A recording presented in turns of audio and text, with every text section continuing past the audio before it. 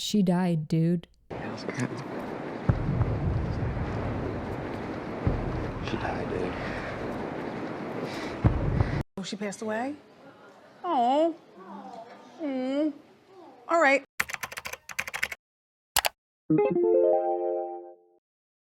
I watched Survivor Pearl Islands for the first time and I am so excited to talk about it. Just to preface this video, I am a huge reality competition show fan. I've been watching Big Brother practically my whole life, but I never really got into Survivor until recently, and I've only seen some of the more recent seasons as they have been airing on TV, so I thought it would be a fun idea to go back and watch some of these seasons that everybody says are great TV and are really good. Recently, I watched Survivor Micronesia for the first time and I had a great time. You can go check that video out when you're done with this one. I will leave a link in the description below. On that Micronesia video, I got a lot of comments of people telling me which seasons that I absolutely have to watch, and I do want to get to all of the seasons that people commented. Pearl Islands was a comment that came up a lot, and because it is a much more earlier season in the game, I thought it would be fun to go way back and see what old school Survivor really looked like. I do want to apologize that I am not watching them in order. I did get a couple of people telling me that I just should be watching them in order, and I'm sorry that I'm not doing that, but I was just too excited to watch Pearl Islands because so many people were telling me that it was a good season and it was really great TV. Also, I want to make a quick note before I get started that I only watched this season as the edited episodes. And I do know with these kinds of shows, there can be stuff that happened that if I just watch the edited episodes, I may be unaware of what was going on in the background at the time, if that makes any sense. I learned from a Micronesia video, there were some answers to my questions, or there was some other stuff going on within Micronesia that was not shown in the edit. So I just want to say that going into this, I've only seen the edit, and if there is some outside stuff that was happening at the time, feel free to let me know in the comments. But with all that being said, let's just get right on into it.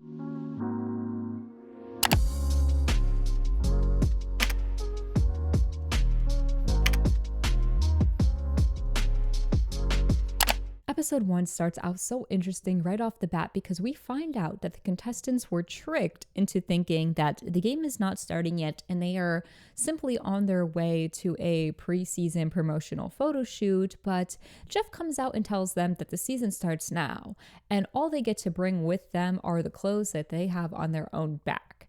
Jeff makes a note that in prior seasons, players were allowed to go through their suitcases and pick out a few personal items to bring with them on the beach.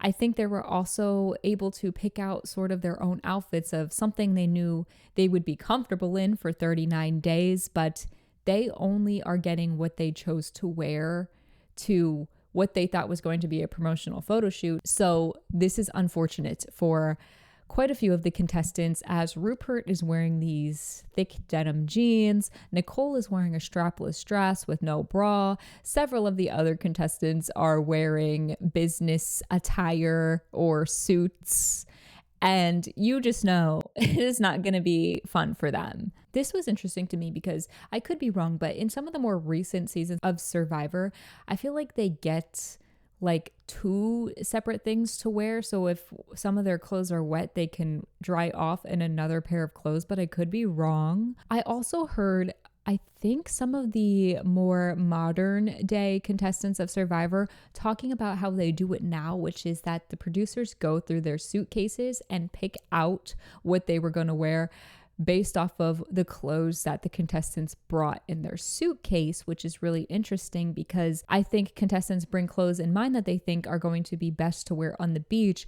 But then in reality, if you also just happen to have a pair of jeans in your suitcase, the producer can go through and pick out the pair of jeans and say, no, this is what you're wearing, which is crazy because when I watch some of these seasons of Survivor, sometimes I'm thinking like, oh my gosh, why did that person choose to wear jeans? And now I know they probably didn't choose to do that.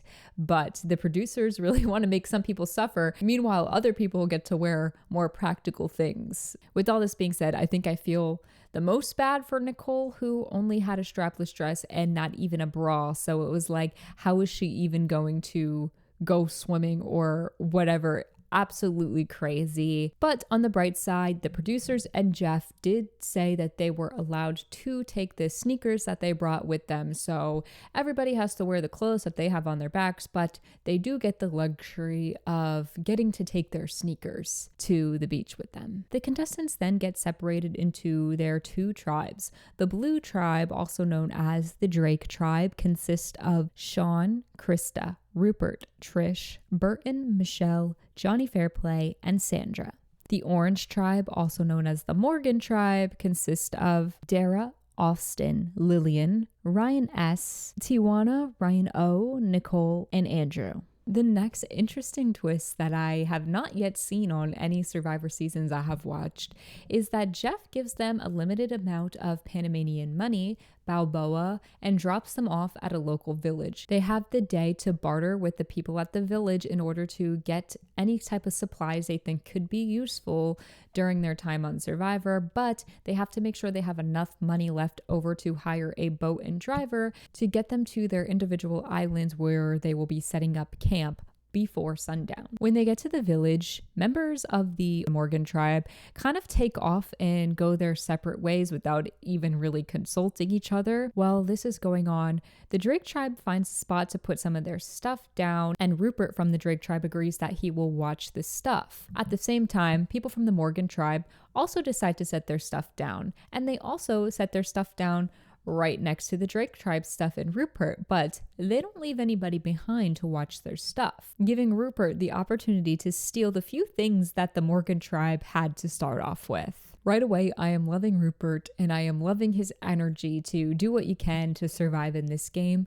Also, this season kind of has this sort of pirate theme to it. Rupert is pretty much on theme in pillaging the other tribe's items. Most of them are shoes, but then he goes around the village, and instead of having to use money to trade for supplies, he's trading the other tribe's shoes and items to get supplies for his own tribe, which I think was absolutely hilarious. Austin from the Morgan tribe decides to sell his clothes in order to make more money for his tribe to be able to buy supplies, which may have been a little bit of a mistake as he's left with practically nothing to wear for most of his time in the game. In all this chaos of trying to buy supplies at the village, the Drake tribe is so lucky to have Sandra, as she is the only contestant to really speak fluent Spanish, and she is using that to her advantage. Not only is she able to communicate with the people in the village, but I think she just has really good negotiating skills into getting a lot of the stuff that she wanted. And we'll see at the end of this whole ordeal that the Drake tribe made out with a ton of stuff. And I think most of that is thanks to Sandra. There's a really funny moment where Sandra is talking to a local shop owner and the lady is flirting with one of the other contestants, Trish. And Sandra has this hilarious confessional to the camera where she says, "But the lady actually, I think, liked her in a sexual way." Throughout this whole challenge, it seems like the Orange tribe is having a much harder time. We see them getting into arguments with the locals, and they really just are not doing a good job bargaining for things, and I think the language barrier is not helping them at all. Meanwhile, Sandra sees these people having a barbecue, and she trades her gold chain necklace for everything on the barbecue. So the Drake tribe makes out with an entire barbecue's worth of chicken. So at the end of the day, we see the Drake tribe leaving with a ton of stuff, and they are really going to have a bit of an upper hand in terms of life at camp, whereas we see the Morgan tribe didn't get as much things, and also they kind of got a little bit antsy to leave. We find out that they left and they didn't even spend all of the money that they had. When they get to their individual islands, we start to see the players form their initial bonds. On the Drake tribe, Burton opens a coconut and only shares the milk with Sean and Michelle. The members of the Drake tribe are already starting to clock Sean and Burton as this annoying duo. The members of the tribe follow their map to the water well, except for it is mosquito central over there, and they all get eaten alive by mosquitoes. Meanwhile, the members of the Morgan tribe are having a much harder time getting their camp together.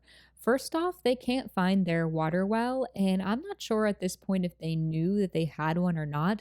I was so confused because I thought, didn't they give them a map to the water well? And they did, except for at this point in time, the members of the Morgan tribe didn't look at their map enough to see that directions to the water well were put on the map. So they're aimlessly wandering around their island looking for a water source. At the same time, they decide to build their shelter against this cliff of rocks, which you just know is not going to be a good idea. At night, as the players are trying to sleep, rocks keep falling from the cliff, and it's also Crab City and Critter Central, and they are getting bitten by all these bugs. Back over on the Blue Tribe, within all the stuff that they got from the village, they were also able to get wine, and they all drink the wine and have a decent night. It is here that we start to see some of the bigger characters emerging. For instance, Johnny Fairplay really starts to emerge as the season's villain, as he just has this annoying personality. He really is going to be playing up his role as the villain most of the season, which I think is going to be fun because we simply don't get contestants that fall into this role anymore on modern reality TV. And it is fun to have somebody to kind of root against and hate. And it is funny because Sandra is already sick of this man. Although they made out decently at the village, by the next morning, the members of the Drake tribe are starting to severely regret the fact that they didn't use their money to buy spare clothes while they were at the village, as it rained all night and now they're stuck in their wet clothes with nothing to change into. They have to resort to cutting apart a lot of their clothes and sharing them amongst each other. Rupert, who I mentioned before, who was unfortunately wearing jeans when Jeff told them that all they would get is the clothes on their back, is obviously uncomfortable. So they cut up some of Krista's dress to make a skirt for Rupert to wear so he could be more comfortable. And Rupert has a much better time wearing a skirt for pretty much the rest of his time on this season. The next day on the Morgan tribe, they finally look at their map to realize that the water well has been marked off. They also decide it would be a great idea to move their shelter away from the rock wall, as last night was not very fun for them. Within the tribe dynamics of the Morgan tribe, we see that Lillian and Ryan S are sort of at the bottom of this tribe in terms of social standings. Ryan S from here on out will also be referred to as Skinny Ryan because that's what the players decide to call him. Ryan S is Skinny Ryan, and it is known to everyone that they even write that down on the parchment paper when they vote for him.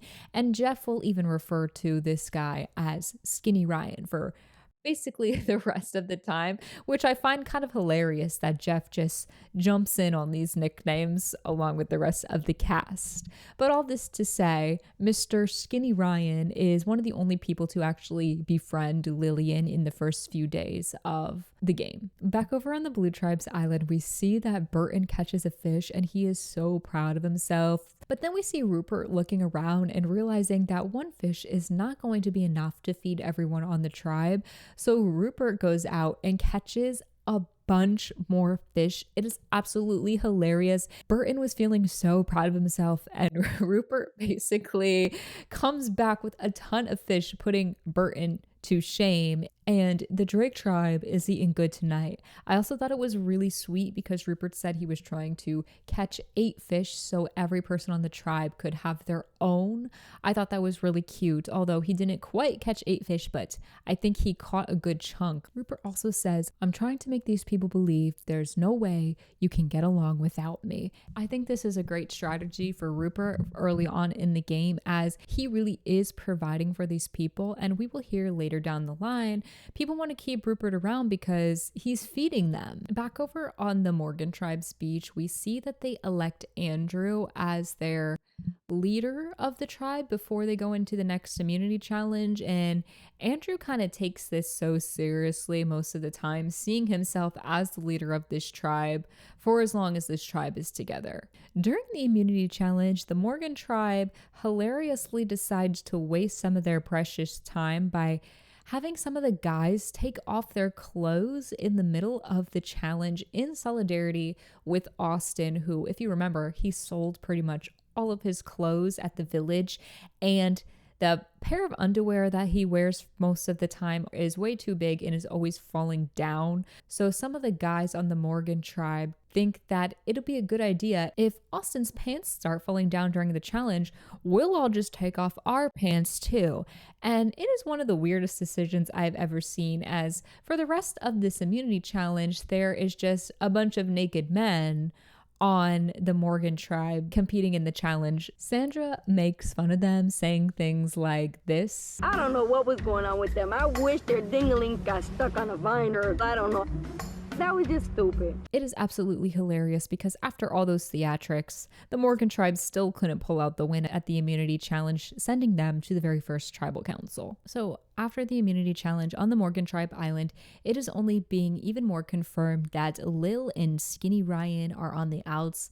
Lil because she's kind of more like an outcast and it's harder for her to fit in with a lot of these younger people, and Skinny Ryan because the rest of the tribe doesn't think that he performed well in the immunity challenge. However, Nicole informs Lil that she wants to vote off Tawana. Lil decides to inform the others about what Nicole said about Tawana, and now no one on the tribe thinks that they can trust Nicole, leading to Lil being able to save herself and Skinny Ryan from being voted out, because at tribal council Nicole will be voted out as the rest of the tribe feel that they cannot trust her. Episode 2 starts out on the Orange tribe's beach, showing how rough they are having it, and they all seem extremely sleep deprived. Meanwhile, on the Blue tribe's island, we see that Rupert is continuing to feed everybody by catching insane amounts of fish. At the reward challenge, Jeff informs all the contestants that the winning tribe of every single reward challenge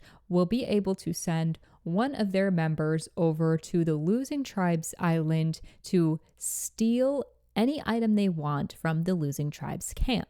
And this will happen throughout the rest of the season. During the challenge, Ryaness performs poorly, which at this point I was thinking that this is not going to be good for his longevity in the game, because everyone on the Morgan tribe is now viewing him as the weak link. The Drake tribe ends up winning the reward, which includes the first of 3 clues to a buried treasure chest hidden somewhere on their island. They also choose Sandra to go over to the Morgan tribe's camp and pillage one item. So how y'all doing? Hey! Hey!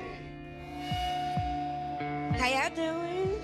They decide ahead of time that Sandra is going to go for the tarp, so that's what she does. And there's this hilarious scene of Sandra telling the members of the Morgan tribe that she wants to take their tarp, and the Morgan tribe, being petty, says that if she wants it, she has to take it herself. So Sandra, in order to get the Morgan tribe's tarp, she has to basically take apart most of their shelter, and they're all getting so mad at her, but they don't want to help her take the shelter apart in order to get the tarp. So now she's taking things apart. They're saying they're not going to give her anything to help her. They're watching her. They're being mad because she's making a little bit of a mess, although I do think she was really nice here, as she did the best she could to not completely destroy everything, even though she had to take apart their whole shelter. It is just peak comedy, because the whole time she's saying, I'm sure you'll have it back up in no time. And the Orange tribe is so mad at her. I didn't do any unnecessary harm. You guys will have this up in no time, I'm sure. You don't know how good you have it until you see others. Well, you guys sleep tight. Don't let the bed bugs bite. And no hard feelings. And I'll see you guys tomorrow, okay? Take care. Bye-bye. We see her walking away with the tarp, telling them to sleep tight and she'll see them tomorrow. Meanwhile, now the Morgan tribe has to basically rebuild their shelter. After this whole losing their tarp debacle is the first time that we see Austin say that he is thinking about quitting the game. Back over on the Blue Tribe's beach, we find out that Sean broke the fishing spear, which is absolutely hilarious because we saw in a previous scene that Rupert was telling Sean and the others that the spearhead was loose, and he was trying to reiterate that people need to be careful if they're going to use the spear because the spearhead was loose. And he even says in one of his confessionals that he would much rather not even let them use the spear because he knows that they're not as careful with it as him. After all of this happens, Sean comes back without the head of the fishing spear, which of course makes Rupert very annoyed. And when Rupert asks Sean even the general area that he lost the spearhead in, Sean says he doesn't remember. So Rupert goes out to search for this needle in a haystack, and in a miracle turn of events, Rupert is able to find the spearhead, and we see this hilarious scene of Rupert screaming with the spearhead.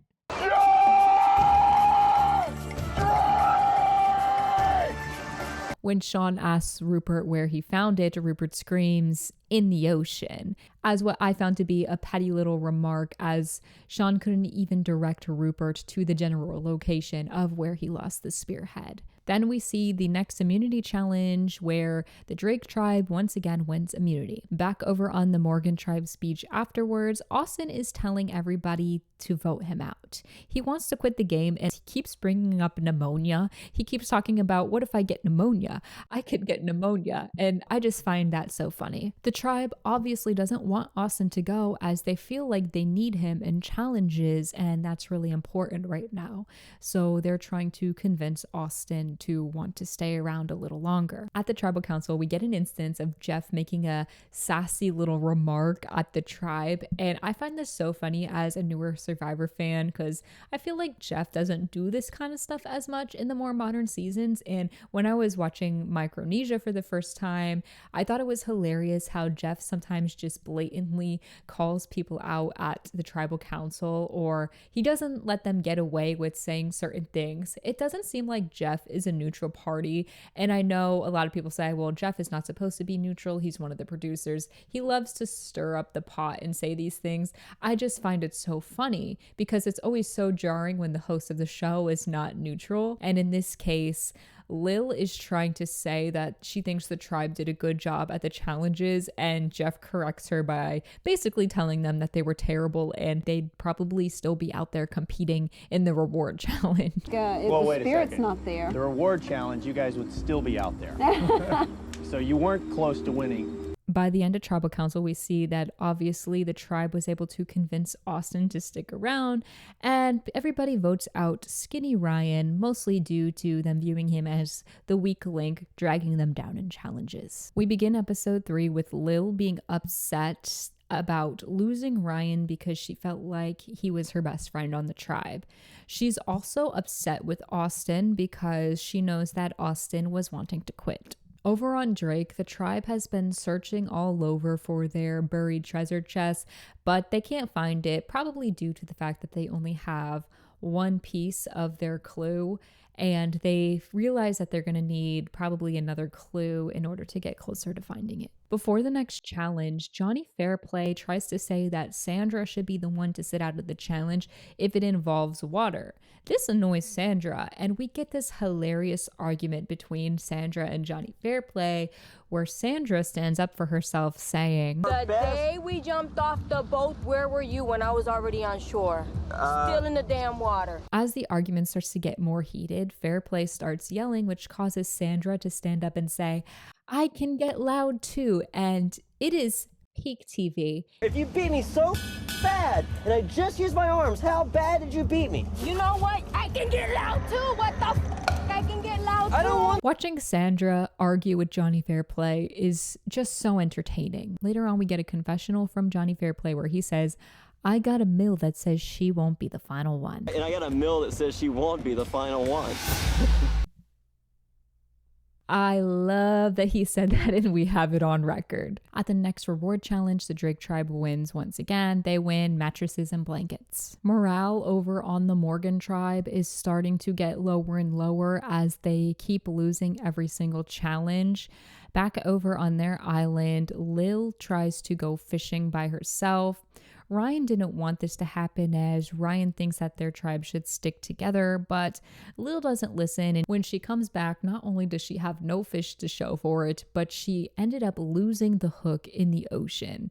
And at this point, I was thinking this is just going to give the Morgans more ammo to want to vote out Lil next. Because they won the reward challenge, the Drake tribe chooses to send Krista over to pillage from the Morgans. When she gets there, she chooses their big boiling pot of water, which leaves them with only one tiny little pot to cook and boil their stuff in. At the immunity challenge, we get this funny moment of Jeff trying to psych out the contestants by lying to them and asking them if they feel the bugs, which I thought was kind of funny. The blue tribe once again wins immunity, and at this point in my notes, I wrote that I was feeling a tribe swap coming soon because the orange tribe's numbers were dwindling so fast, but obviously, that does not happen in the rest of the season, and I find it interesting because I was really expecting, with the numbers really starting to dwindle on the Morgan tribe and with them losing everything, that the producers might want to shake things up by mixing people up,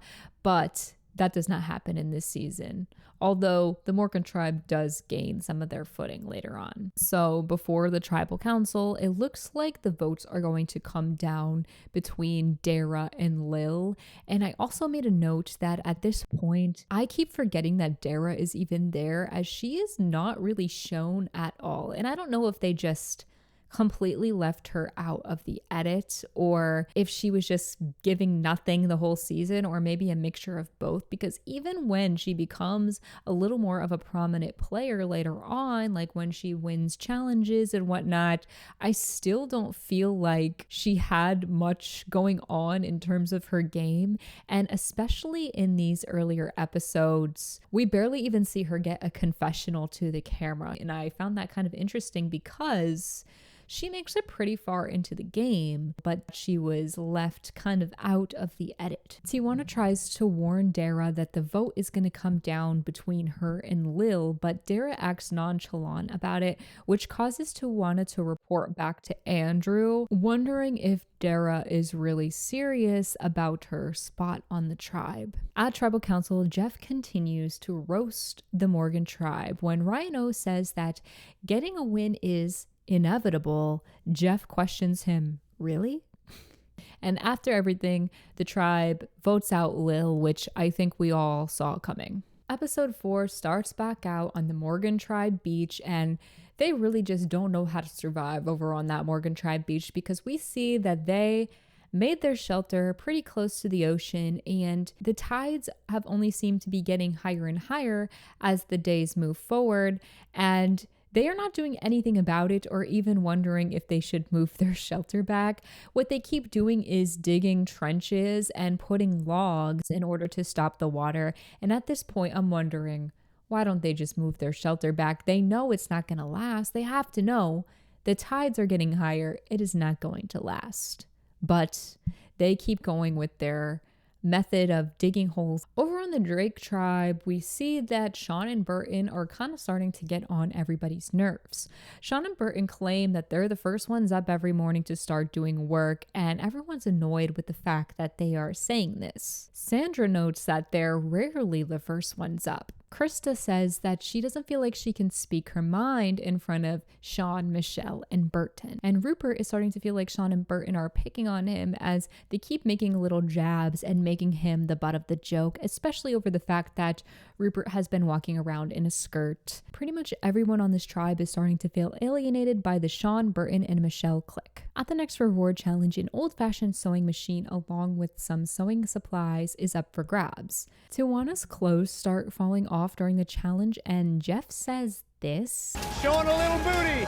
Which was a bit strange for me. This challenge also has a very interesting moment for me because during the challenge we see Austin start struggling in the water and it looks like he's drowning, and he yells out for help, which leaves Jeff to telling Andrew and Ryan O from the Orange Tribe that they can go out and help him. But this whole time while Andrew and Ryan O are rescuing Austin, the challenge is still continuing. It's almost like nobody really actually cared. that Austin was practically drowning in the water. The fact that Jeff just tells Andrew and Ryan to go rescue Austin is a little bit strange to me, because let's say something bad actually did happen to Austin. Let's say he actually did drown. Wouldn't the producers of Survivor feel extremely liable for simply just telling their own contestants to go out and save another contestant instead of having one of their professionals jump in to rescue him? I don't know. That was just a question I had, because I thought maybe this could be a liability for the show if something bad did happen to someone, but I'm sure they had to have real people there just in case they thought they needed to rescue somebody. I'm sure there had to have been, right? Maybe they knew that Austin really wasn't struggling that much. Maybe they knew everything was going to be safe. I don't know. But I just feel like nowadays they would have stopped. They would have said, everybody stop, and rescued Austin, got him to safety, and then restarted the challenge back where they were. I feel like that's what would happen nowadays, at least. So it was a little bit jarring for me to watch that this guy was clearly struggling. At least they made it look like that in the edit. And the challenge moves on. Everybody moves on. I'm not sure if anyone even really made sure that he was okay. They're just like, yeah, keep going with the challenge.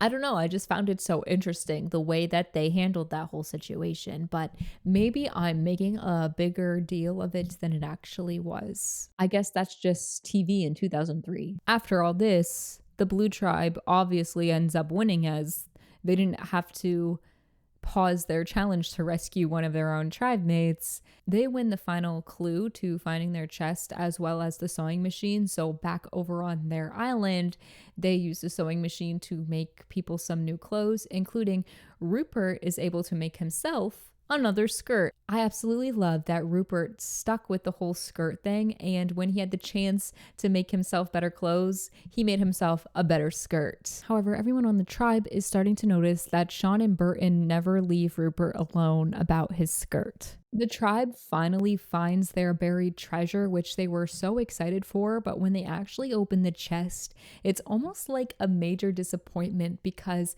it seems as though some water had gotten into the chest while it was buried, which caused everything to get moldy and smell. So they had some blankets in there which smelled really bad. They claimed that a lot of the canned food looked moldy, and the only thing that really made them happy that was in this treasure chest was a small amount of chocolates. But for the most part, because of the mold issue, the chest was a major disappointment. They also send Trish over to the Morgan tribe's beach to loot their tribe. Trish chooses to take their lantern because I think everybody on the Drake tribe felt bad about taking their only pot, so they choose to take their lantern instead. Meanwhile, Andrew and Ryan-O are trying to find some sort of cove that they thought they saw on their map. They search pretty much all day looking for this spot because they think it'll be a better fishing opportunity in that area. But after an entire day of searching, all they find is another beach where the water seems even choppier. And this whole day was basically a waste of time, as they have to report back to their camp with no fish to show for it. At night, over on the Blue Tribe, Burton pulls Rupert aside to inform him about this idea to throw the next immunity challenge in order to get rid of Krista or Trish. Burton is worried that once the merge comes, people like him and Rupert are going to be seen as the strongest competitors that need to be taken out. So he thinks throwing an immunity challenge can look useful for them. He also wants to use it as an opportunity to get rid of people like Krista. Rupert nods along, but he's not buying this, and later on he will have a confessional with the cameras where he tells them that this just makes Burton seem like a traitor. Rupert thinks that throwing an immunity challenge is one of the most stupid things his tribe can do. However, some of the people in his alliance are starting to think that maybe they should throw the immunity challenge to flip the tables and get Burton out, since Burton can't be trusted. Rupert obviously doesn't like this plan, but he says that if his alliance wants to do it so bad, then he'll just let them do it. At the immunity challenge, Rupert sits out in order to let his tribe do the work of throwing the challenge because he really didn't want them to lose the challenge in the first place. Burton also sits out because Burton is going through with this whole idea of throwing the challenge in order to get Krista out. Meanwhile, everybody else wants Burton gone. With all this going on, the two most physical competitors on the Blue Tribe are now sitting out in an extremely physical challenge. Jeff even questions the Drake Tribe about choosing to sit out two of their most physical guys when they knew the challenge was going to be physical, and they lied to Jeff by telling him that it wasn't really their choice and this is just the rotation that they had already scheduled for who was going to sit out. So the Orange Tribe finally wins immunity, but here's where things get a little bit dicey, because with their win comes a secret twist where they get to choose one member of the Drake Tribe to live with them at their camp for the night and compete with them in the next reward challenge. Of course, they choose Rupert, which puts the plan to get Burton out in jeopardy, as now the Alliance is losing a critical number and they're going to tribal council with this plan to get Burton out. But remember, Burton also had a plan to get Krista out, and things might not go the way they initially planned. Rupert, of course, is vindicated as he knew it was a bad idea to throw the challenge in the first place, and this puts everyone a little bit more on edge as now they lost Rupert, who was a number for them voting at tribal. Back over at their camp, Krista is now extremely worried as it seems like the vote is going to come down to Johnny Fairplay of all people, who we know really can't be trusted, because Burton, Michelle, and Sean are obviously going to vote together and be voting against her. And all she has is herself, Sandra, and Trish. Now she has to hope that Johnny Fairplay votes their way in order to get Burton out. Both sides are working extremely hard to get Fairplay's vote, and Fairplay is having an amazing time being the swing vote. He even refers to himself as a puppet master. He is an important swing vote with a lot of power in this situation. At tribal council, Are you loaded? Yeah. Jeff once again questions the tribe on why they chose to sit out Rupert and Burton from the physical challenge, and the tribe continues to basically lie to Jeff. I think Jeff obviously knew this was a lie and he was trying to get it out of them. And at the end of the day, it seems like Johnny Fairplay decided to side with the Sandra, Krista, and Trish side of the tribe as he votes out Burton, and Burton is voted out. This was such an interesting episode for me because it just proves Rupert's point of maybe they shouldn't have thrown the challenge, because Johnny Fairplay is this player who is all over the place and he's only going to do what's best for himself, so it could never be sure who he was going to vote out. This could have really thrown a wrench in the plans of the Sandra, Krista, and Rupert alliance. Also, what if they threw that challenge and the Morgan tribe decided to pick Burton to come back to their beach with them instead of Rupert? And that would have even more so foiled their plans of throwing the challenge in order to get Burton out. So it just goes to show that Rupert's instincts were right in this situation, but at the same time, it's like, how were they supposed to know that the other tribe was going to have the power to take away one of their tribe members before the tribal council? So you really can't fault them, but maybe they shouldn't have thrown the challenge. I do admire their ambition of, we got to take out Burton or somebody, so maybe we got to lose a challenge in order to get rid of him. I kind of like that aggressive style of gameplay, but this was a really risky decision for them considering the ramifications of the Morgan tribe's win and what they got with their win in terms of being able to take a member away from the Drake tribe during their tribal council. At the beginning of the next episode, we find out that Johnny Fairplay actually warned Sean before the tribal council that Burton was most likely gone. So Sean decided to change his vote to vote out Burton at the last minute. Interestingly enough, Sean tells the cameras that he was starting to get annoyed with Burton and he too was waiting for the opportunity to take him out, which is surprising to me considering the way that the show was edited to show Sean, Burton, and Michelle as this very close trio. Sean then starts to trash Burton to the rest of the tribe to show that he voted out Burton too, but people like Trish aren't buying these theatrics. Trish notes that it's stupid because everybody saw how tight Sean and Burton were for the past 13 days, and now he was just trying to make himself not be the next one to go. Over on the Morgan tribe, Rupert is appalled to see how these people have been living and the fact that they have been using logs to try and keep the rising tides away from their shelter when the full moon is only getting closer and closer, which these logs are obviously not going to be able to keep the rising tides back. Rupert tells them they definitely have to move their shelter. Austin is annoyed because he doesn't want to move the shelter closer to the jungle, and we see Rupert comment on the work ethic of the Morgan tribe by saying, "These guys work very hard at not working." Back over on the Blue tribe's beach, we see that some of the tribe members are worried because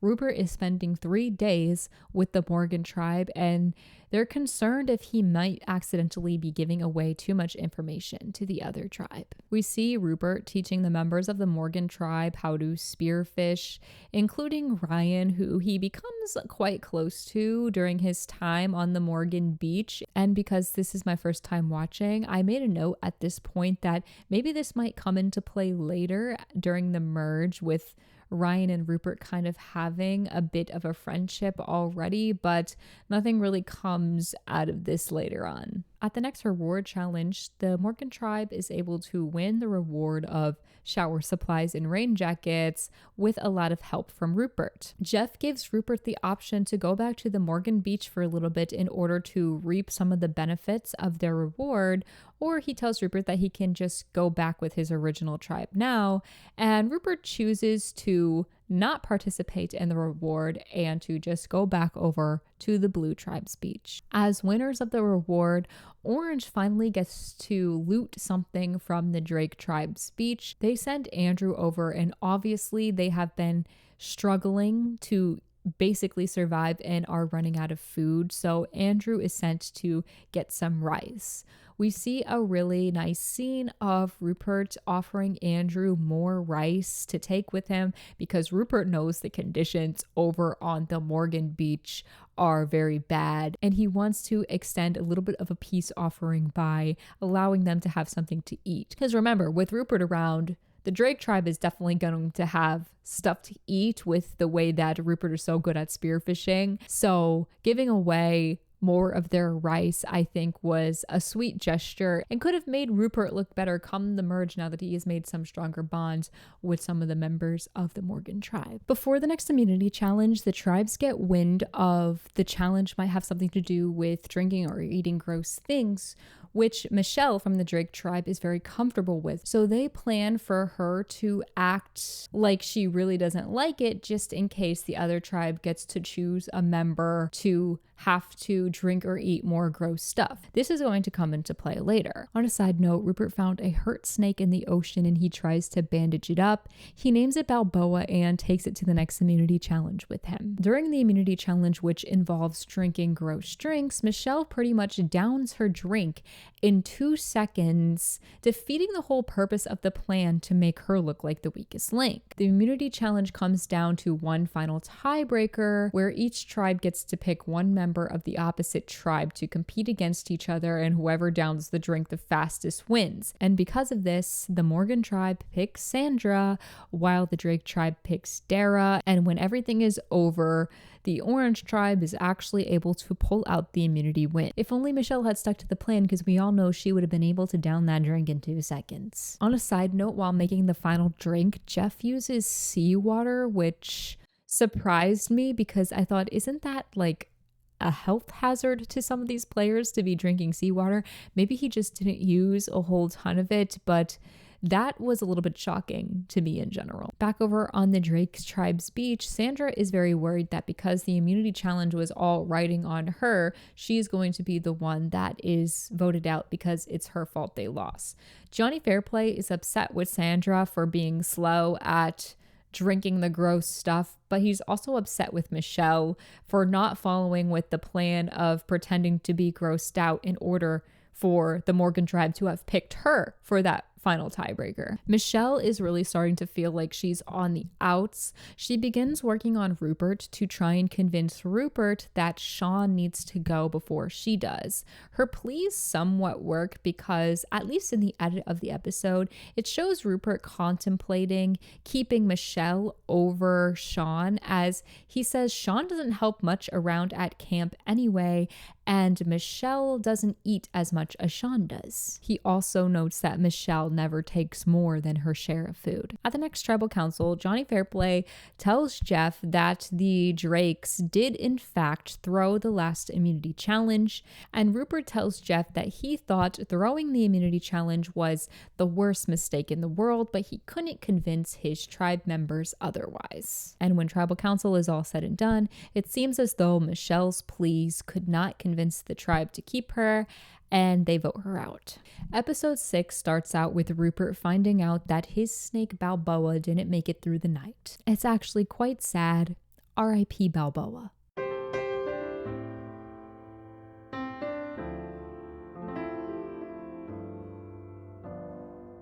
Over on Orange, we see Ryan O make friends with the pelican, and then we get this hilarious scene of Austin being afraid of the pelican as the pelican starts coming into their camp, and then Austin starts sharpening a machete in front of the pelican, which annoys some of the other members of the tribe. On Blue, Rupert talks his tribe into raising the shelter up off the ground just a few inches in order to avoid being bitten by creatures at night. Sean does not want to do this, and he doesn't want to exert the energy and the work into raising the shelter off the ground. He doesn't think it would help at all.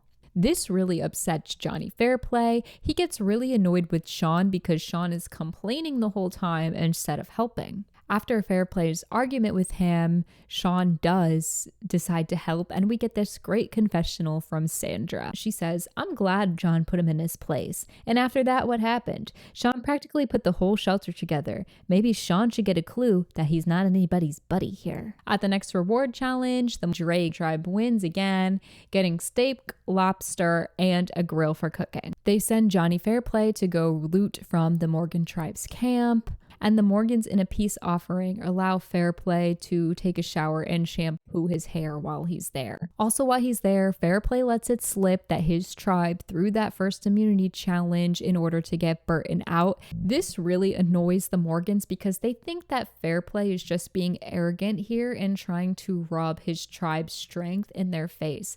They think he's lying in order to make his tribe look even stronger and trying to take away one of their only wins. Now, we know this was obviously true and they did throw that challenge, but the Morgans are pretty upset by Fairplay saying this, and then Fairplay leaves with their pot. This leads us to the immunity challenge where the Morgans win immunity. After the challenge, Rupert is irritated with Sean because he felt that Sean could have lasted longer in that last immunity challenge. Johnny Fairplay and Trish are feeling insecure about Rupert's position within the tribe because he has been a leader and holds a lot of power within the social ranks. Fairplay and Trish are starting to question if maybe they could go without Rupert providing them food in order to get Rupert out ahead of the merge. Sandra tells Krista about Trish and Fairplay's plan considering to take out Rupert. Sandra doesn't want Rupert to go because she thinks the tribe needs Rupert to provide for them in order to stay strong in order to get to the merge. Sandra and Krista both inform Rupert about this, and then Rupert brings this information to Sean, asking Sean if he's willing to vote out Trish with them. Sean, who I thought was the obvious next person to go home as he has been getting on a lot of people's nerves,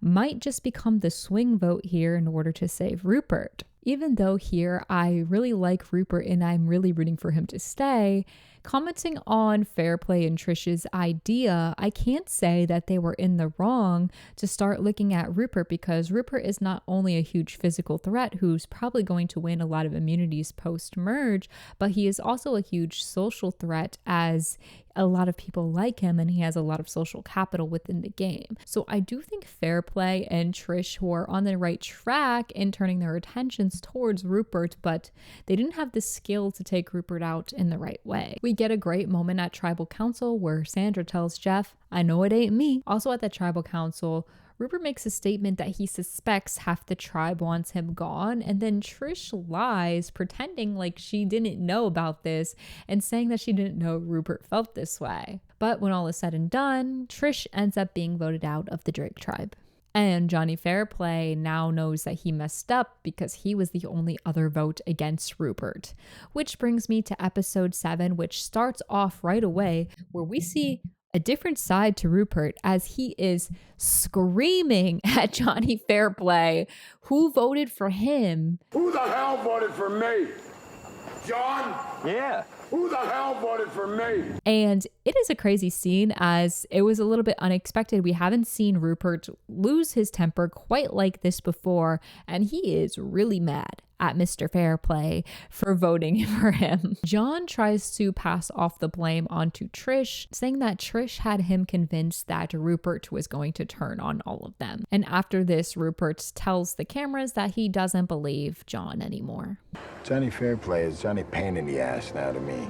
Over on the Morgan tribe, they're basically praying for the merge because they can't catch a fish to save their lives, and they are running out of their beans and rice. Over on the Drake tribe, Sean is continuing to irritate people as they made this plan to cook a coconut because they say that when a coconut is cooked, it tastes just like popcorn, but Sean is too lazy to want to cook the coconut. This angers Johnny Fairplay, and they get into this huge argument over a coconut. Then we get another great confessional from Sandra regarding this argument where she says, Let them kill each other, vote each other off. As long as it ain't Sandra, I'm happy. At the next challenge, in a shocking turn of events, Jeff brings out the 6 people that were previously voted out to compete for a spot back in the game. The 6 people voted out are now known as the Outcast, and the Outcast will compete in the challenge against the 2 other tribes. If the Outcast beat one of the other tribes in the challenge,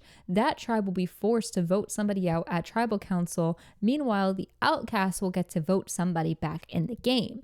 If the Outcast beat both tribes, then both tribes have to go to tribal council, and the Outcasts get to vote 2 people back in the game. And take a guess what you think happened. If you guess that the Outcasts beat both tribes and now 2 people have to return to the game, you would be correct. I also want to note that we don't really know how the Outcasts have been living since they have been voted out, but Jeff does make a note that they have been living off of limited rations in some sort of fairness, but I still don't know if this all is exactly fair, as I hate bringing people back into the game. Jeff also says that the 2 people who get voted back into the game will have immunity at the next immunity challenge. When we go back over to the Morgan tribe speech, we see Andrew trying to rally the troops saying whoever comes back in the game, we're just going to vote them out right away, to which Ryan O has to speak up and say they do have immunity for 1 tribal council, which I thought was funny. We get another funny moment where Andrew says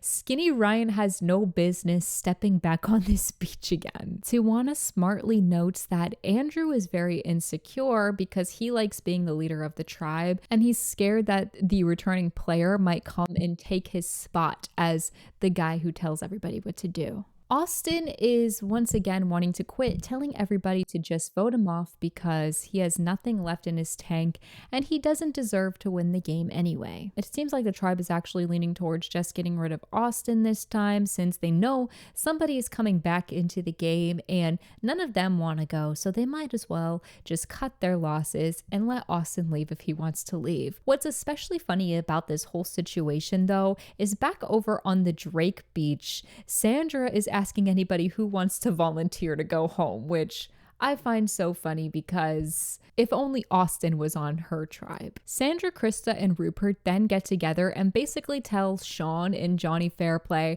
that they're the 2 at the bottom of the totem pole and it's between them, and basically tell them to make their pitches to them publicly about why they think they should be kept in the game. At the Drake's tribal council, they decide to vote out Sean. I personally think this was the best move for them to go with at this point in time, since they are expecting somebody to come back in the game, and they are very much expecting Burton to come back. And I think if Burton came back in the game, he would so quickly link back up with Sean, and then they would have to deal with that duo again. So I think getting rid of Sean before Burton's inevitable comeback was the right move to go. At the Morgan's tribal council, since it looked like Austin was ready to go, Jeff says there's no need to vote and snuffs Austin's torch per your wishes. Jeff seems very angry with Austin quitting, and I know that Jeff and the producers don't like quitters, but I find this situation very interesting, especially later on with how they treat Austin's quitting.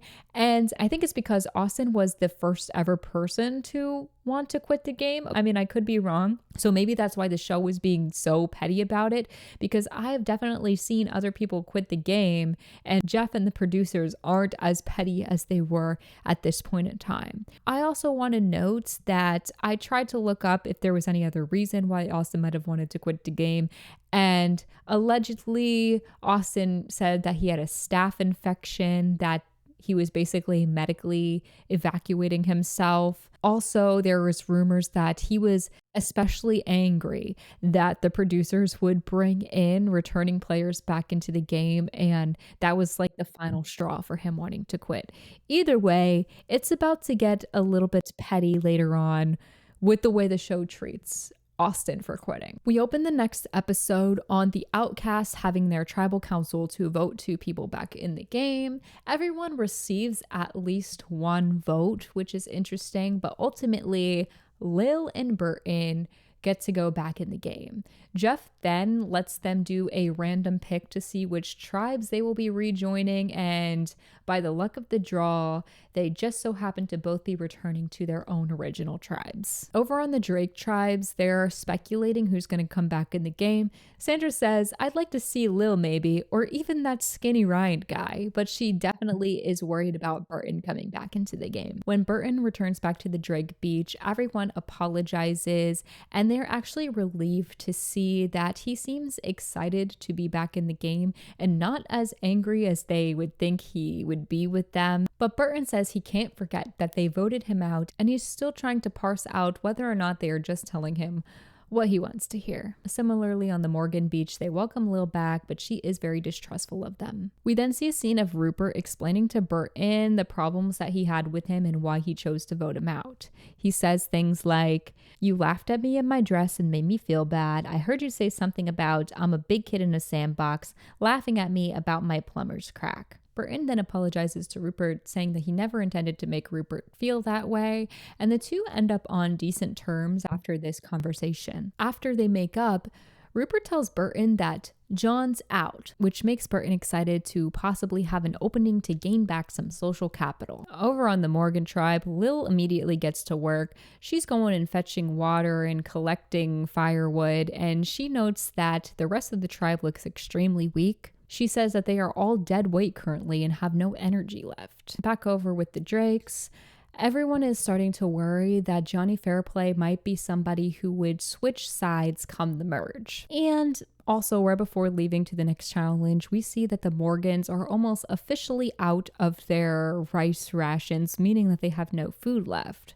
But lucky enough for them, after all the chaos of the past few days, Jeff tells everybody to drop their buffs because it is officially the merge. They also all obviously go back to the Drake beach when they are done, as that is the much better beach with the much better supplies. At the very first individual immunity challenge, Burton wins, but since he already had immunity due to him coming back into the game, Jeff tells him that he can either keep it so nobody else can have immunity besides Lil, of course, or he can choose to offer it to somebody else, and then there will be 3 people with immunity. We also find out that the merged tribe's name is Balboa after Rupert's snake, which I thought was really cute. As soon as the merge feast ends, Lil approaches the Drakes and tells them that she still feels on the outs with the Morgans. Burton pulls Lil aside and tells her that she should join him with the rest of the original Drakes. Andrew is worried when he sees Lil talking to Burton and some of the Drake members, so he's trying to pull her back in, but Lil is not buying this from Andrew. She basically tells him that she knows Andrew, along with the other Morgans, would have voted her out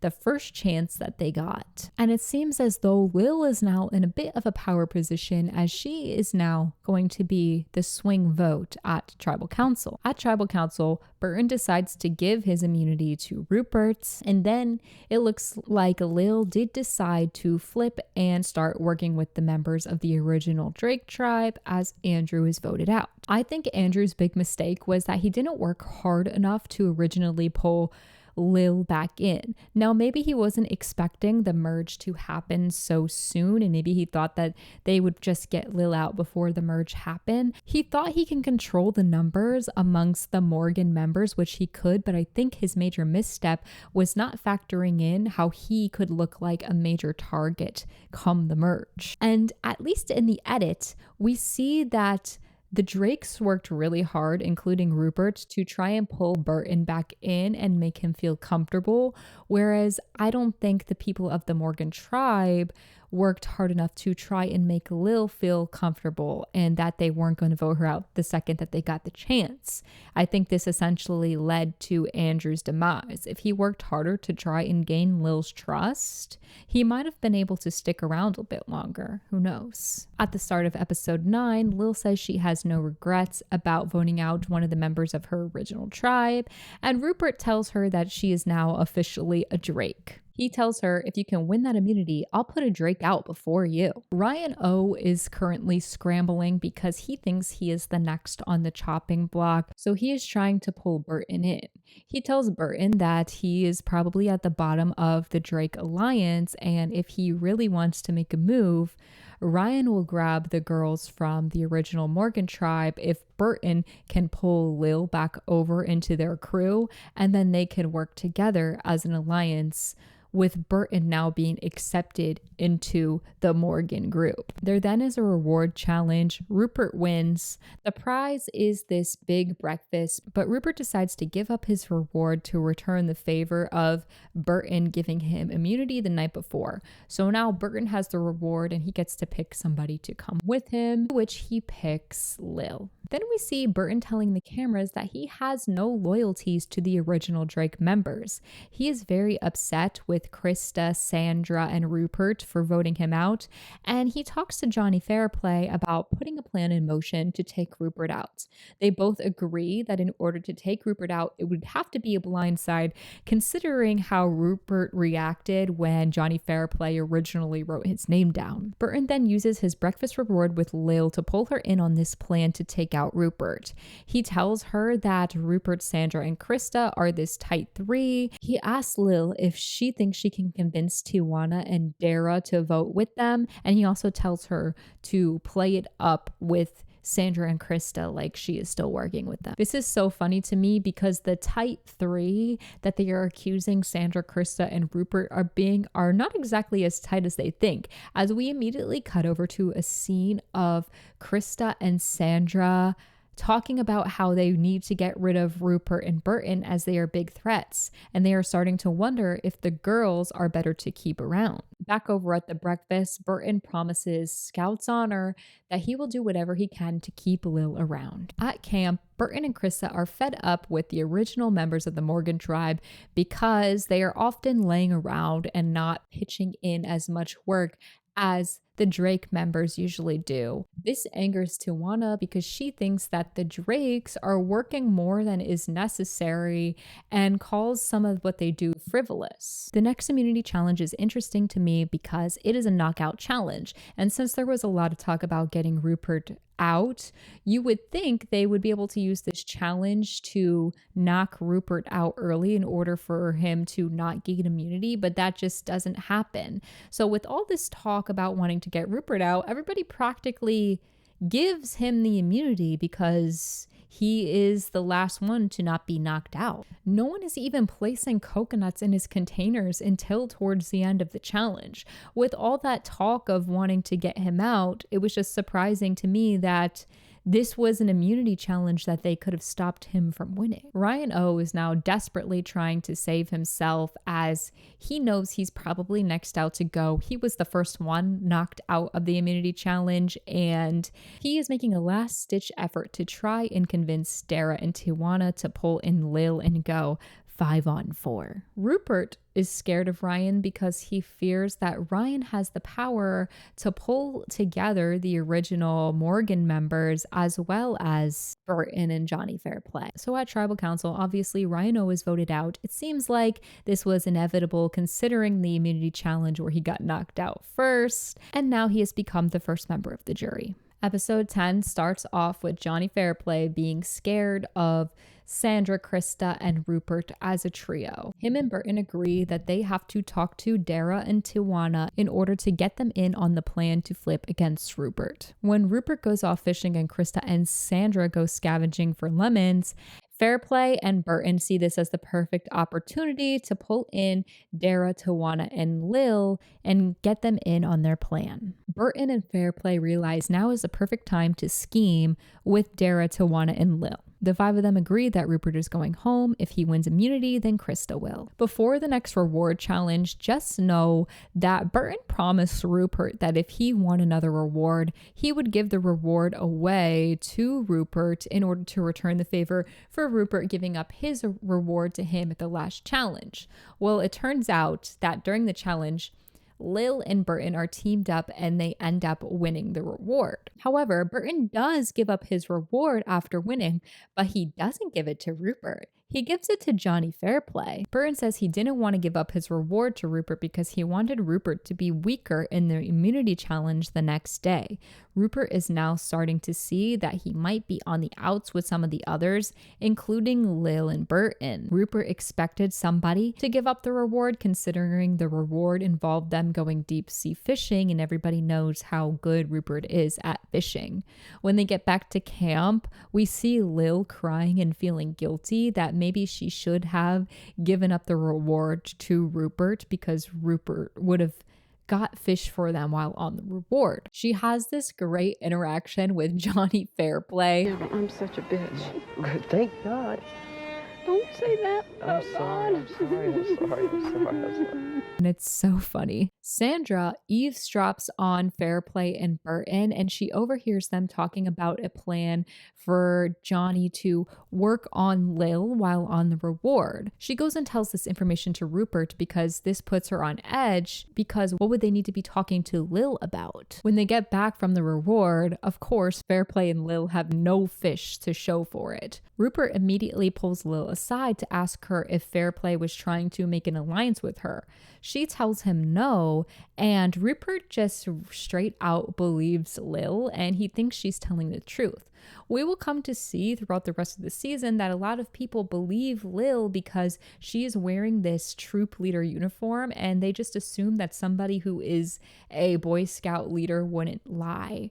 And I think this is kind of the start of Rupert's downfall. He should have trusted Sandra's information more and been a little more scared of Fairplay and Burton wanting to pull Lil in. The next immunity challenge is a blow dart challenge, and Sandra accidentally knocks Rupert out of the game, leaving Burton to eventually win. The plan to blindside Rupert is now on, although Lil is feeling guilty about it.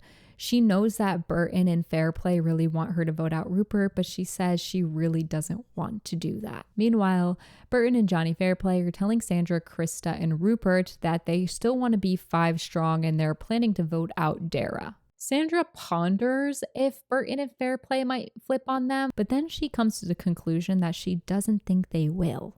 It's not looking good for Rupert. There's another great moment at the tribal council where Sandra calls out Johnny Fairplay, and I have to put it in because it's so funny. Let it be known that John wakes up at noon and then he goes under the bushes. He has this secret spot where he takes an additional nap. I have yet to see him wash a dish or even clean a fish. Eventually, by the end of tribal council, Rupert is blindsided and voted out. Sandra looks completely shocked too. I find this move very fun, as I do agree that blindsiding Rupert was the only way to take him out. I just can't believe that Sandra and Rupert weren't a little bit more suspicious of Fairplay and Burton. I mean, Sandra was eavesdropping on Burton and Fairplay's scheming, and they still didn't believe that Burton and Fairplay were going to flip on them. I also think that Lil being in a troop leader uniform comes into play here because Rupert so wholeheartedly believed that Lil wasn't going to flip on them. But we see that Fairplay and Burton really did take control of the game here and make a really great move. After tribal council, Sandra calls out Johnny Fairplay, telling everybody he can't be trusted. She says every time a plan goes down, you put it together. He tells her she's been riding Rupert's coattails, and Sandra says she hopes that the girls turn against him. During this big heated argument between Sandra and Johnny Fairplay, the tribe realizes that the fish that Rupert caught earlier are now missing. And there's this hilarious moment of everybody wondering who took the fish. Of course, they first accuse Sandra, but she comes at them with, why would I throw out the fish when I'm hungry too? And also, I was here arguing with Fairplay the entire time. You would have seen me throw out the fish. Then everybody starts to suspect that Krista threw out the fish. We then get a shot of the fish laying on the ground as crabs are eating them, but at this point, we still don't know who threw out the fish. The next morning, there was a really strong stench of dead fish, so the tribe know that the fish must be somewhere close by, and they find that somebody threw them out just behind camp. This leads everyone to suspect that it must have been Krista, because there was a moment where she went to go grab something, and they all assume that in that moment, she was being petty and throwing out the fish. Krista is crying and swearing up and down that it wasn't her, but nobody believes her, unfortunately. And then, in one of the most comical turn of events, while everyone is arguing about this fish, we see Sandra turn to the camera and give the most devious smirk. And that is how we find out that Sandra is actually the one who threw the fish away. Then we get a confessional where Sandra explains that she rushed back to camp first because she didn't think the rest of the tribe deserved to eat Rupert's fish after they just blindsided him. However, on her way to throw them out, she actually tripped and the bucket fell over much closer to camp than she expected. But because of her very public argument with Johnny Fairplay, nobody at camp believes that Sandra would have had the time to throw out the fish since they were all watching her argue with Fairplay, which makes it so much funnier because Krista does get blamed, and Sandra does feel bad that Krista is getting the blame, but there's no way she can let Krista know that she actually threw out the fish. So Sandra has to let Krista take the blame, and the whole situation is very funny. This leads us into one of the most iconic Survivor moments I've ever seen, where at the next reward challenge, the players get to see their family again, with the reward being time spent with one of their family members or friend who came to see them. We get this scene where Johnny Fairplay's friend, I think they refer to him as Thunder D, comes in, and Johnny asks him, "How's grandma?" To which Thunder D replies, "She died, dude." And this had me cackling. Now, first of all, I just want to say that because I watched Micronesia ahead of this season, I did know that Fairplay had lied about his grandma dying, so I knew this was fake. I didn't get tricked like some people who may have watched this without knowing that were tricked into thinking for a moment that Johnny Fairplay's grandma actually died. But when I watched this, it's so hard for me to believe that everybody believed this, because it is the most insane way to let somebody know that one of their loved ones died is by just saying, "She died, dude." I mean, it's so funny to me, but also at the same time, it's like, how could anyone ever suspect that somebody would be lying about something like that? So I do understand. The scene continues where Jeff kind of gives a little bit of condolences to Fairplay, and I thought it was really funny because Jeff sounds so robotic where he says something like, "Sorry about that news." So I thought the producers and Jeff knew at this point in time that Johnny Fairplay and his friend were planning on doing this scheme, and that's why Jeff didn't seem as sympathetic during this whole situation. But then I come to find out when I was watching the reunion show that at this moment in time, the whole production team and Jeff were unaware that Johnny and his friend had planned this ahead of time, and they really did think that Fairplay's grandmother had died. So this response from Jeff was actually a genuine response, which was a bit surprising to me. And then we find out later that the production staff were worried and wanted to send their condolences to Fairplay's family. So they went back to call up Fairplay's family, and who answers the phone but none other than Johnny Fairplay's grandmother herself. who's supposed to be dead. Ryan, who was supposed to be dead. But I think the whole situation is so funny. The fact that the producers didn't even know, and then they called because they felt bad, only to find that his grandma was answering the phone. Sandra is so funny in this challenge too, because she does not care that Fairplay's grandma died, and it's another knockout challenge. And when Sandra answers a question right, they ask who does she want to knock back, and she immediately points and goes, Fairplay's buddy, to which Fairplay starts making a big deal about, well, I just wanted to ask some questions about my grandma, and like playing up the sympathy card. We get this great line from Sandra where she just turns to Fairplay and goes, it's not about you all the time. She was the only one that wasn't going to give up her reward because she felt sympathy for Johnny Fairplay. I thought that was kind of funny. Meanwhile, everybody else on the tribe is viewing her as heartless. Of course, Johnny Fairplay ends up winning this reward because everybody on the tribe feels bad about the grandma situation, and they want him to be able to spend time with his friend and ask questions about his grandma and his family. So because he won the reward, Fairplay and his buddy Thunder D get to go back to the original camp, and everybody else has to go to some other beach and spend the night with no shelter and stuff on some other beach. When we see Fairplay and Thunder D back at the original camp, that is when it's revealed that this was all an elaborate ruse, and Fairplay's grandma is in fact very much alive. The two guys laugh about it. When everyone gets back at camp, Sandra is trying to plant seeds with Tawana, saying that if she doesn't watch her back, Fairplay and Burton are going to come after her, as they see her as more of a physical threat over Dara. Sandra doesn't know if any of this has landed with Tawana, as she really doesn't answer or comment on any of the stuff Sandra is trying to tell her. That night, when Burton and Fairplay are going on a walk, Sandra admits that she usually runs off to eavesdrop on them.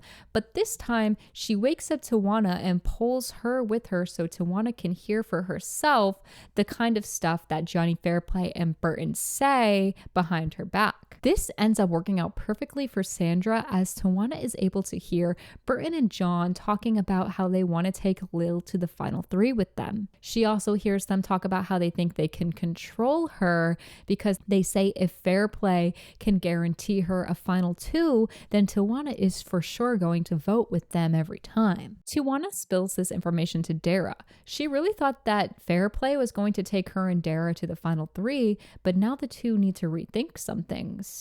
The next immunity challenge involves the contestants trying to make a bunch of words out of letters that are given to them.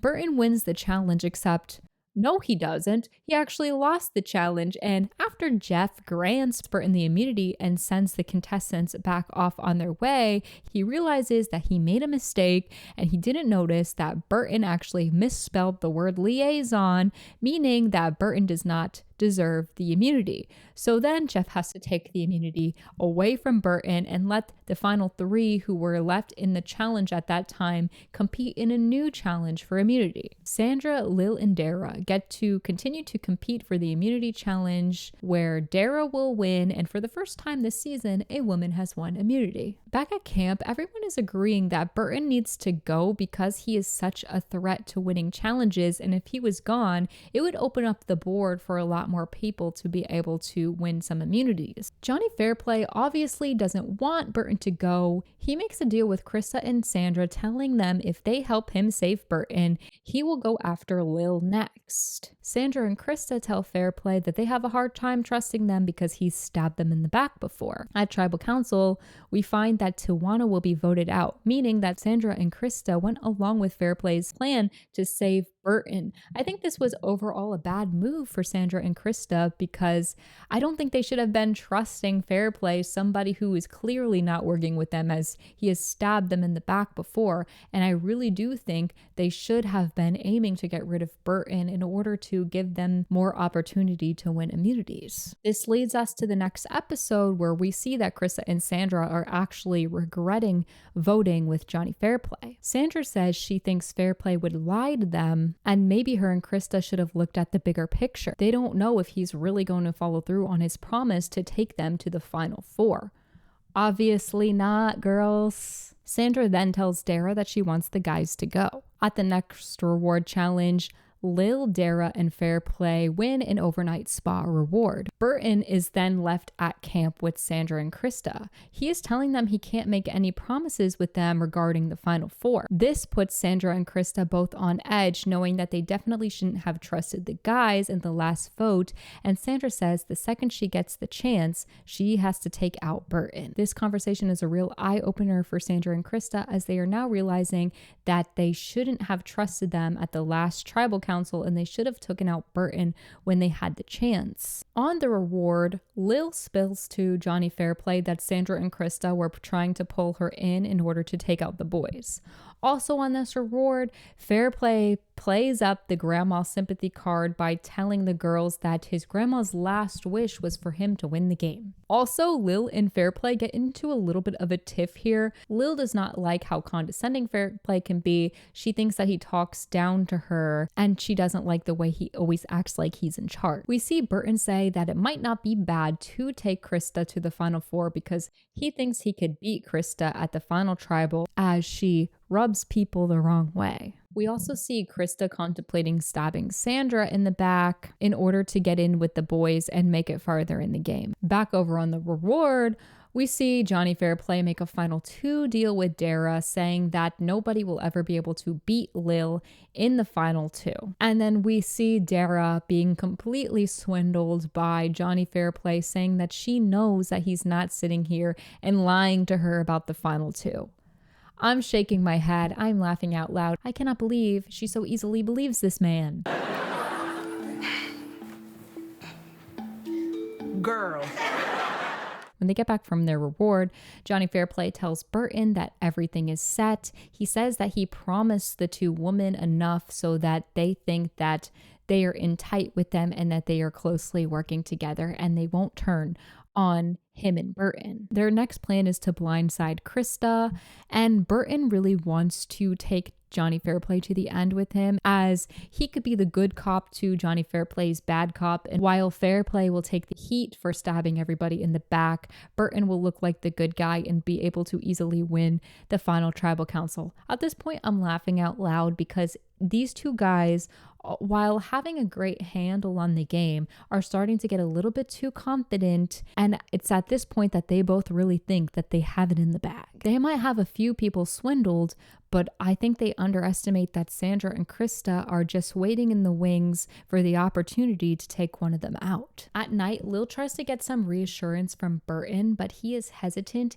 and unable to give her a satisfying answer. He says, let's just take it one tribal at a time, and this raises some alarm bells for Lil, realizing that the boys could turn on her. At the next immunity challenge, Dara wins for the second time. After the challenge, Sandra asks Dara point blank if she would be willing to vote out Burton. She wants all the girls to work together to get to the end. We get a scene of Fairplay calling the girls naive. This is the first on a really amped up last couple of episodes of playing up Fairplay's misogyny, the fact that he thinks he has it all in the bag, and basically rage baiting the audience with his villainous character. He's really going to play up the girls are so dumb and I'm so smart over and over and over again till it's so annoying that you just know his demise is coming, and it is going to be so satisfying to watch. Sandra then tries to warn Krista that she is not safe, but Krista really believes Fairplay because he swore on his grandmother. Sandra tries to tell Krista that she thinks Johnny Fairplay is a snake, but Krista just doesn't believe it because of the grandmother thing. And at Tribal Council, Krista is voted out. The next episode starts out with John and Burton celebrating their successful tribal council. They tell Sandra that Krista was hounding them all day to switch their vote off of Lil and onto Sandra in order to try and make Sandra feel like she can trust them more, I guess. Sandra feels like she's the next on the outs, and Fairplay and Burton want her to continue to feel vulnerable and like she's the next one to leave, although they really would rather have Dara go next because Dara is so good at the challenges. We then get a great scene. Sandra is mad at everyone for deceiving her, so she plans to hide all the tribe supplies little by little. She talks about hiding the water jugs, the nets, the knives, the machetes, the fishing spears, the mask, pretty much everything so the tribe can't survive, which I think would have been so funny if she actually followed through with it, but we'll see later why she doesn't. Lil is now getting upset because she realizes that Johnny Fairplay and Burton want to get rid of Dara next. She doesn't want to get Dara, and she's now realizing that these two guys can't be trusted. Between flipping up on Dara and Burton not being able to give her reassurance the night before, this is only raising even more alarm bells for Lil. She says if they can screw her over, they can screw me over. These guys are so cocky at this point in time. They really think they have it in the bag, this easy path to the end. And when I was watching this, I was just sitting there. I cannot wait for them to face some opposition, knowing that they aren't truly prepared for the opposition that they will face. Burton wins the next reward challenge. It involves an overnight trip to the ruins of Panama City, and he chooses to take Johnny Fairplay with him. This is the first major misstep and mistake that we see Fairplay and Burton make, as by going on this reward together, now we'll be leaving the three women back at camp to talk and scheme with each other. Also, they have been telling each of these women something different, basically saying anything that they want to hear. And the fact that they didn't think that these women would likely talk to each other to find out that they have been telling them all different things is crazy to me. The fact that Burton didn't leave Fairplay back at camp to babysit the woman so they wouldn't talk to each other is crazy to me. Like, Burton could have chosen to take Sandra and then spent the reward making Sandra feel comfortable while Fairplay stayed back at camp and talked up keeping the alliance strong with Lil and Dara. Burton could have also taken Lil, and Fairplay could have just made sure that Dara and Sandra weren't really talking about anything the whole time and giving reassurances to Dara while he was back at camp. But no, Burton and Fairplay think that these women are so dumb that they are not going to be scheming while they're away. Johnny Fairplay even makes a comment where he says it was the first time that him and Burton both felt like they could step away from camp strategically and not really worry. I think the guys got way too ahead of themselves here. I think they have been in positions of power over the last few tribal councils, and they have let that power go straight to their heads, as now they really think that nothing bad is going to come from them leaving all three women back at camp while they go on a reward. Not realizing that the numbers are 3-2 and the girls could easily team up to vote one of them out. On the reward, we also find out that Burton won a GMC Envoy, which I found particularly funny because I have known Survivor to do sponsorships in the past, but usually it's something small like, oh, this random restaurant chain is giving you a reward. But the fact that Burton won a whole SUV is kind of crazy. It was a bit of an unexpected advertisement. On the reward, Johnny Fairplay and Burton are laughing at the woman nonstop, Burton saying that the three women have been riding coattails since the beginning of the game. Meanwhile, back at camp, the girls are talking, and I am getting so excited. They are saying that they know that the two boys have been telling them all different things, basically whatever they want to hear. And Lil tells Dara that the boys have been planning on getting rid of her next. Sandra and Dara also spend time trying to convince Lil that she has a better chance at the final tribal council with one of them rather than going to the end with the boys. The women then make a pact to go after Burton next, with Fairplay as the backup if Burton happens to win immunity. And it is at this moment where Sandra tells us that she has to hold off on her plans to slowly sabotage the tribe by hiding all the supplies, as now she's working with Lil and Dara and she needs them to trust her. On their reward, Burton and Fairplay say, "Are we worried about the girls strategizing against us?" To which one replies, "I think we can squash their plans pretty quickly." Fairplay says that even if the women are strategizing against them, it is going to be easy for them to get back to camp because all they have to do is sway one woman back over to their sides to have the numbers.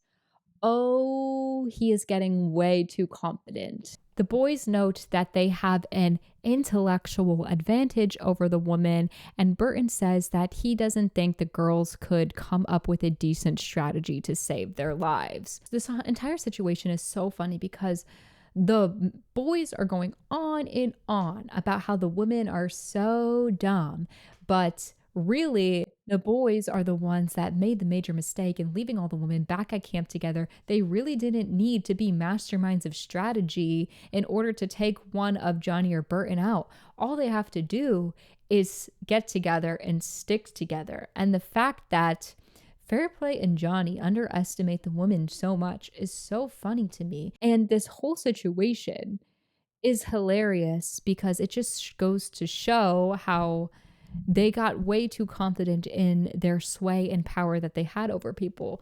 And sure, I do think that they were able to lie and manipulate quite a bit. They had Dara swindled, they had Lil swindled, but leaving all three back at camp was such a mistake. And it is such justice to see them going on and on about how smart they were when they really just made one of the worst and most stupid decisions for their games at that point in time. Also, Burton acting like he's some mastermind of strategy when he has already been voted out of the game is so funny to me. Like, you got voted out. You're not some mastermind greatest player of all time. You were voted out pre-merge. Back at camp, Lil is obviously nervous about going against Burton. Sandra is worried that Lil might be easily swayed back over to Fairplay and Burton's side, so she is trying to reassure Lil as much as she can before Johnny Fairplay and Burton get back to camp. When John and Burton get back to camp, Lil and Dara tell them that Sandra was not strategizing at all or talking to them at all while they were gone, as she thinks she's the next one out. So the woman's plan has officially been activated. Sandra is acting up, being depressed and saying she feels like she's the next one to go home. Burton says he's not really buying all these acts from the woman, as he thinks that they're up to something, but apparently it wasn't enough to fully convince him that he should be worried. Of course, Johnny Fairplay offers a final three to Sandra. He wants Dara gone first, and he swears on his grandmother that he is going to vote out Dara and he wants to take Sandra to the final three. Sandra, of course, is not buying Fairplay's garbage anymore, as he has stabbed her in the back way too many times and she thinks he's a snake. Johnny Fairplay wants Sandra to swear on her two kids to prove that she is going to follow through with the plan to vote out Dara. And Sandra does, but she also says that she's secretly saying in her head that she swears that she is going to screw over him and Burton, which is so funny. At the next immunity challenge, Dara wins again. Back at camp, Lil is fed up with Burton and John because they won't leave her alone, and she asks them to stop trying to tag team her. Burton and John then try to pull in Sandra in order to vote out Lil, and Sandra reassures Burton that she will be voting out Lil. Then we get another instance of Fairplay calling the woman dumb. He says, "I don't even think they share a whole brain, or obviously they would have figured out, hey, we can get rid of these guys. They're foolish. The girls in this game have done nothing for women's rights. They'd be better off scrubbing potatoes and mopping floors to get bills passed."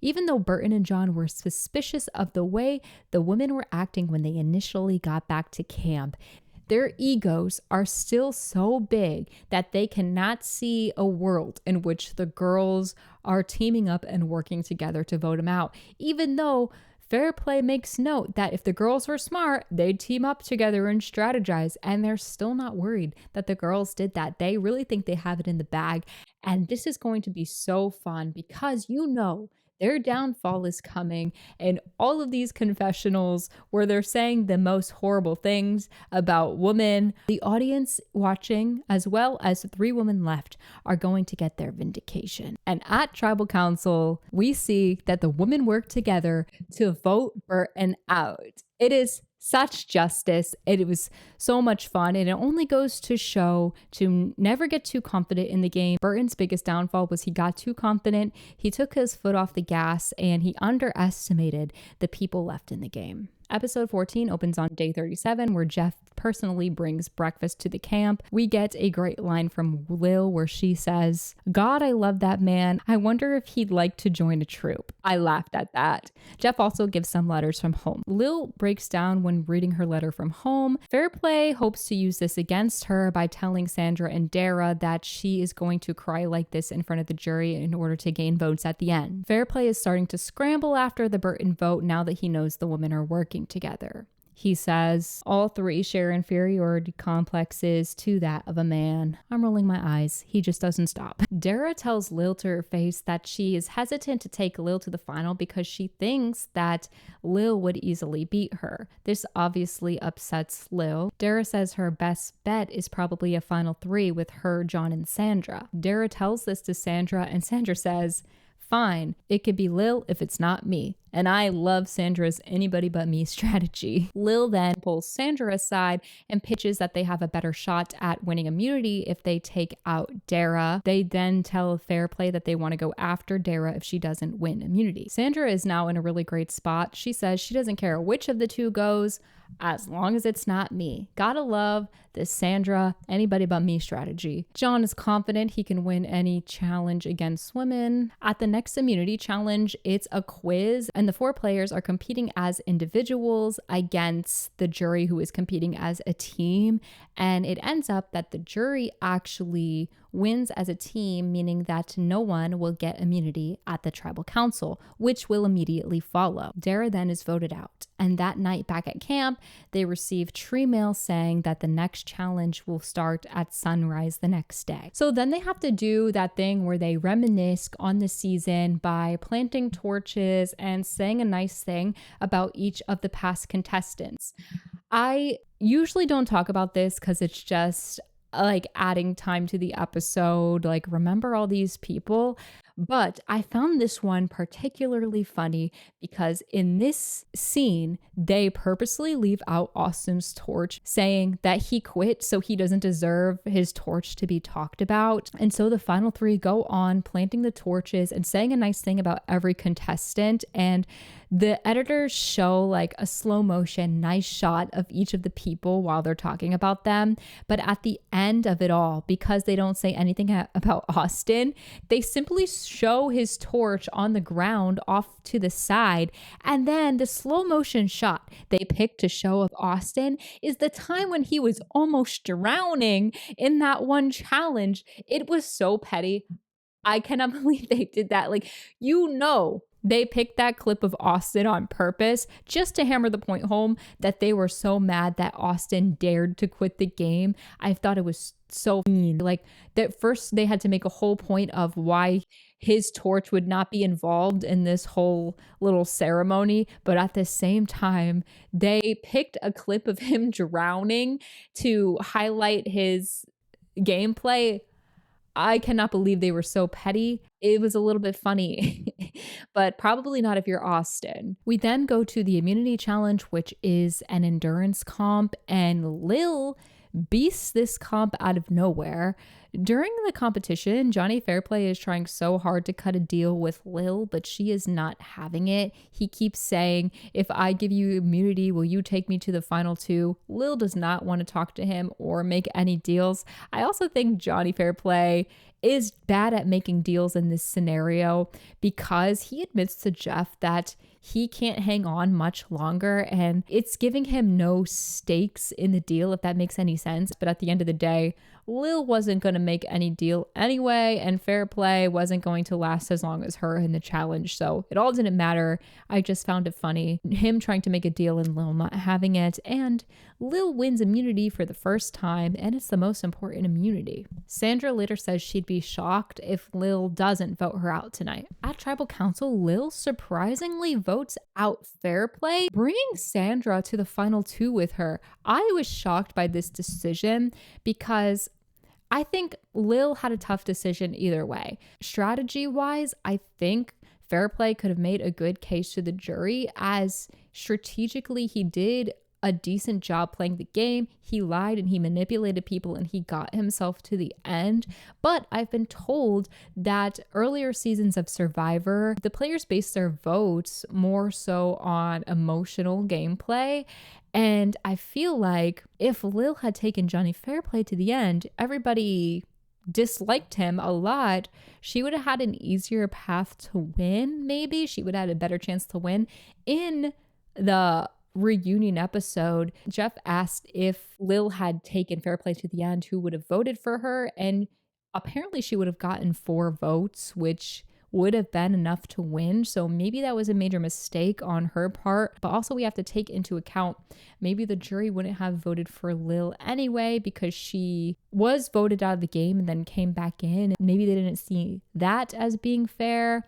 But at the end of the day, going off of the jury being more emotional, I would have been so hesitant to take Sandra as she had a lot of friends on the jury and I think socially played a good game. And she was way more likable than Fairplay. But it's hard to tell because the earlier seasons don't put as much emphasis on strategy as the more modern seasons do, or so I'm told. So let me know your opinions on that whole thing in the comments. Lil also admits her decision to take Sandra to the end was more of an emotional one, as she would rather Sandra win the money than Johnny Fairplay. Fairplay says before the final tribal that Sandra and Lil don't deserve to be there. I'm rolling my eyes again. During the final tribal, Sandra describes her game as being a team player. She talks up her anybody but me strategy, saying she was willing to go along with any plan as long as it wasn't her, and Lil plays up the kindness card.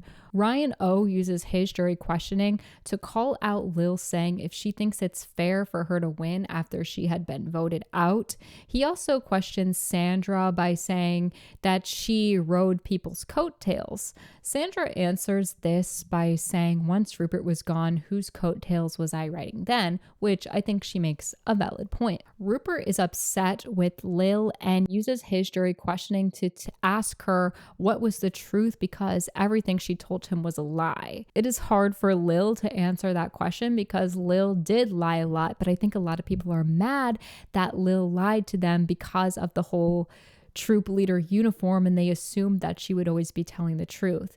Rupert also questioned Sandra if she knew about his blind side, which of course she didn't, which makes Rupert feel all the better about Sandra. Tijuana asks both contestants why they think the other person doesn't deserve to win, and here Lil brings up the Sandra riding coattails argument, and Sandra uses this time to address the jury directly, saying that every single one of them received a vote from Lil. Meanwhile, she never voted out people like Rupert or Krista. I think this argument works in this scenario as it made Sandra seem a lot more likable to a jury that was probably going to base their votes more emotionally, but this might have been bad for maybe a later season's jury where they put more emphasis on strategy and gameplay, as Sandra highlighting that a lot of people got voted out because of Lil might have made Lil look like a better player. And we see that this does in Tawana's eyes because Tawana ends up voting for Lil because of this answer. Krista then accuses Lil of hiding behind her Boy Scouts oath, which is a common thing that a lot of the people on the jury are mad about regarding Lil. She asks Sandra to tell everybody her craziest scheme, and Sandra notes the time that she grabbed Tawana in order to eavesdrop on Johnny Fairplay and Burton from the bushes. Burton asks them how good they think their survival skills were. Sandra gives herself a 5, which I think Burton appreciates the honesty, while Lil gives herself a bit of a higher score. Dara asks them to be honest about how they got to the end. Sandra once again points out her anybody but me strategy, and Lil says sometimes she followed people and sometimes she made her own decision, which is a little bit of an unclear answer. Fairplay asks Sandra about how well she thinks she represented Puerto Ricans, and he asks Lil how well she thinks she represented the Boy Scouts, which is a strange question to me. Sandra says that she knew no one was looking out for her and that she had to look out for herself and take care of herself, and maybe that's something that she gets from being Puerto Rican. Lil says that if she had the option, she wouldn't have worn the troop leader uniform because it only made people more upset when she was lying. And she says the game of Survivor is not about the same values as the Boy Scouts. It's not about integrity and honesty. It's a game where you can lie. And I do feel for Lil in this scenario, as I agree with her. And Jeff even calls out this sentiment at the reunion show where he asks Andrew, why is it okay for Ryan O to lie because Ryan O is an electrician, but it's not okay for Lil to lie because Lil is a Boy Scouts troop leader. And Andrew continues to say that he still thinks Lil shouldn't have lied, which is this crazy double standard. Anyone on the game of Survivor should be able to lie. I think people trusted Lil more because they assumed that she wouldn't. So I feel like she didn't want to wear the troop leader uniform, and she didn't choose that. As if you recall, the people were stuck with whatever clothes they were currently wearing before the game started. But I do think that the clothes helped her get as far as she did because people did trust her and they were so easy to believe that she wasn't lying. It was just hard for her to get the jury votes after lying so much because people were so hurt by the fact that Lil did lie. In their final statements, Lil reiterates the fact that she did lie, but this is a game and it is not real life. Sandra reiterates the fact that she was so open and blunt with people and wasn't afraid to tell people what she was thinking or tell people like it is. Eventually, we will cut back to LA where they are doing the reunion show and see that Sandra has won Survivor Pearl Islands by a vote of 6-1. Overall, a couple of things to mention about the reunion special is that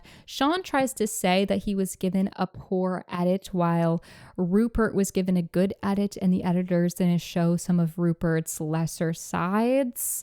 Jeff calls Johnny Fairplay one of the greatest villains of all time, and I do have to say my reactions to this season, as much as I hated Johnny Fairplay while I was watching this, he was a decent player, and I do like that villain kind of archetype. We just don't see it much anymore because we don't have people like Fairplay willing to play it up and be the villain and do evil things like lie about their grandma and all this stuff. So I do appreciate when reality TV shows used to have villains where you could love to hate them, and they just don't have that anymore. They also dunk on Austin some more at the reunion show, which is starting to feel a little bit bad because I have seen other people quit and they don't dunk on them that much.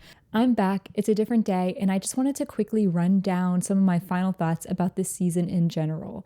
I think I had a really good time with Pearl Islands. I think there was a lot of really interesting characters. Some of the standouts to me were obviously Sandra, Rupert, and Johnny Fairplay. Now, while I wasn't particularly rooting for Johnny Fairplay, I do think that he was a really fun character to have on TV. He delivered some great moments like the lying about his grandma, which is actually insane. I wonder how I would have felt about the fake dead grandmother situation if I was unaware going in, because I knew this was going to happen. When it happened, I was able to have a laugh. I just thought the way that everything happened was so ridiculous, and I was ready to see the aftermath of when these people actually find out that Johnny Fairplay was lying. I was ready to see when Jeff found out and all that stuff. But I think if I didn't originally know, I would have been even more of a Johnny Fairplay hater, because I think there's a moment in the show where they don't reveal yet that this is all a lie, where they want you to sympathize with Johnny Fairplay.